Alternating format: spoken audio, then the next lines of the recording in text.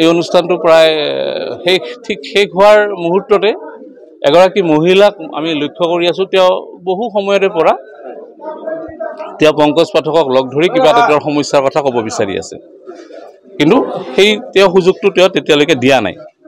শেষৰ ফালে যেতিয়া সেই মহিলাগৰাকীয়ে আকৌ ৰিকুৱেষ্ট কৰিলে, আমাক আহি ক'লে যে আমাক এটা তেখেতক তেওঁৰ সমস্যাৰ কথা কোৱাৰ কাৰণে বিচাৰি, গতিকে আমি সহায় কৰিব লাগে।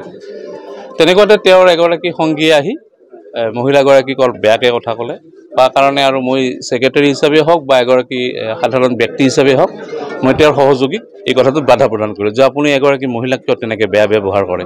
তেওঁৰ কিবা এটা সমস্যা হৈছে, আপোনালোকে সমাধান কৰক, আৰু যদি সমাধান কৰিব নোৱাৰে, কিয় কৰিব নোৱাৰে সেইটো ভালকৈ বুজাই দিয়ক, কিন্তু ইমান বেয়া ব্যৱহাৰ কিয় কৰে।